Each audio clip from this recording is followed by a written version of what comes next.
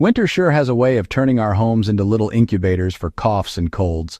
For centuries, folks understood something that, well, modern life has mostly forgotten. A simple winter air habit could really cut down on illness, especially those coughs that just seem to hang on. This wasn't about using fancy remedies or shelling out for expensive gadgets. It was a daily practice, born out of observation, necessity, and just plain common sense. Generations relied on it without a second thought, and today, preppers, historians, or honestly anyone interested in practical old-world know-how can still put it to use in their own lives. The habit was, honestly, pretty simple. Daily exposure to fresh, cold air. Long before central heating was the norm, families just knew that breathing in cold, dry air could stop a cough before it ever really got started. They didn't just crack a window now and then, it was part of their daily routine.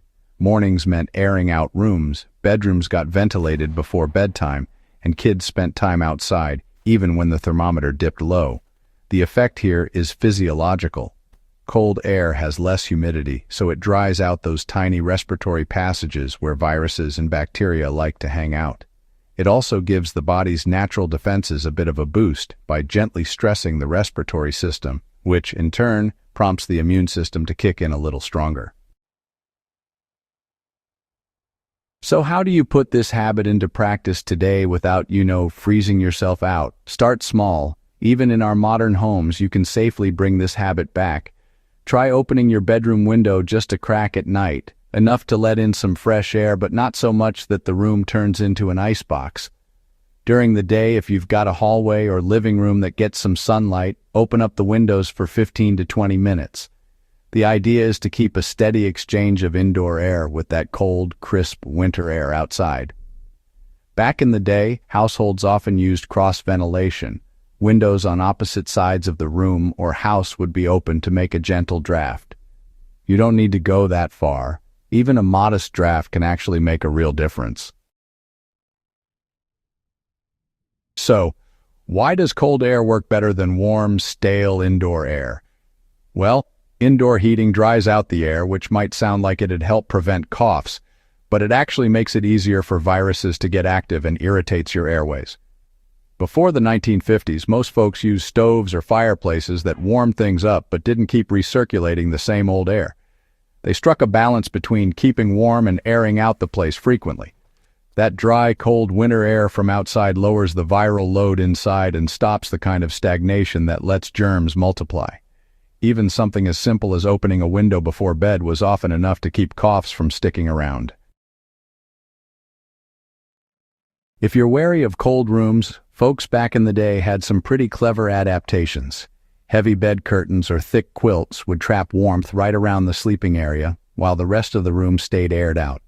You can actually do something similar nowadays by just cracking a bedroom window a bit, using a draft stopper at the door and piling on a couple extra blankets over the bed. This way, your core stays warm, but you still let that cold air circulate up near the ceiling, which is where most indoor air tends to just sit around. Some households even put chairs or benches close to the window for a few minutes in the morning, so you could let your face and upper body enjoy a bit of fresh air.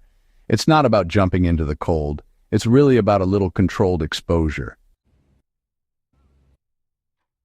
Now, let's talk about understanding the timing of this habit. Historical evidence shows that timing was actually pretty critical. Early morning and just before bed were the best times to let in some fresh air.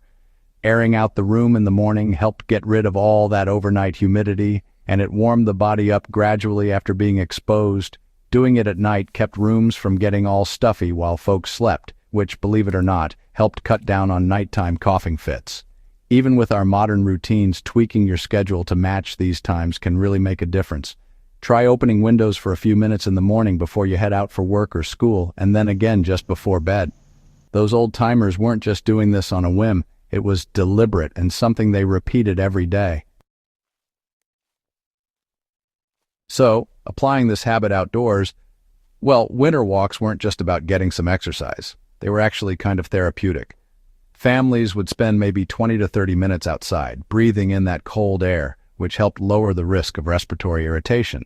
preppers and historians can take this a step further. Setting aside a bit of time in the morning or evening for outdoor exposure can really help strengthen your immunity. Even just a short walk in a brisk winter wind, maybe just around the block, can recreate this old practice in a modern, controlled way. Instead of sitting in a heated room all day, a little bit of cold exposure helps your lungs work better, reduces those lingering coughs, and just keeps your body more resilient. So, modern tools can assist without replacing the habit.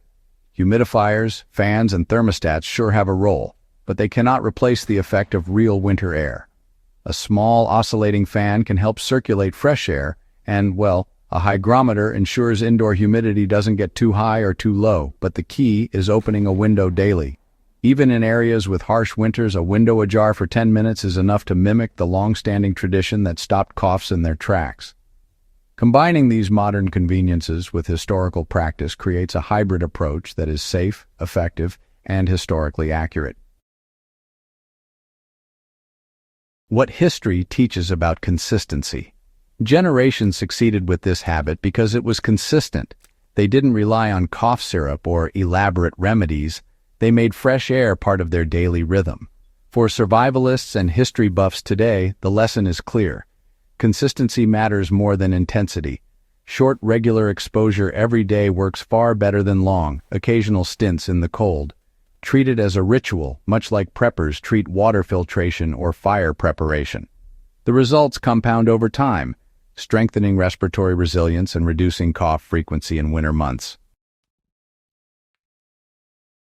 So, here are some examples of historical practice you can adopt.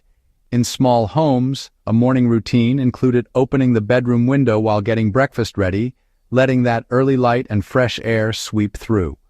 Children were dressed up warm and allowed to play outside in the yard for about half an hour, just breathing in the fresh air before heading off to school. At night, folks would draw the bed curtains around the sleeping area while still keeping the rest of the room ventilated. Now, the modern equivalents are things like opening a window briefly while you're showering or brushing your teeth, stepping out onto the porch for a few minutes before bed, and sleeping under extra blankets with a window cracked just a bit. These small steps, they really do help you replicate that old wisdom without any real discomfort. The long-term benefits here, well, they go way beyond just coughs. Regular exposure to cold winter air didn't just cut down on coughs, it also supported immune function, improved circulation, and helped regulate sleep patterns. It was an accessible, preventive practice that didn't rely on medicine or supplements. For historians, this habit is a direct link to the practical daily life of past generations. For preppers, it's a low-cost, sustainable, and effective way to keep healthy during those winter months when resources might be a little tight. Integrating this habit into your routine today, honestly, it just takes a little attention, timing, and consistency.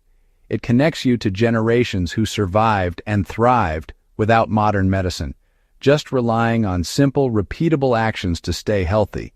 Keeping this winter air habit alive makes sure the wisdom of past generations stays practical, useful, and easy to repeat in today's world. It's more than just a method. It's a historical practice that still works. Remember, if you want more actionable historical survival insights and practical prepper tips, go ahead and subscribe to Warfield Prepper Chronicles and share this guide with your fellow history enthusiasts. The old ways have a lot to teach us, so don't let them fade away.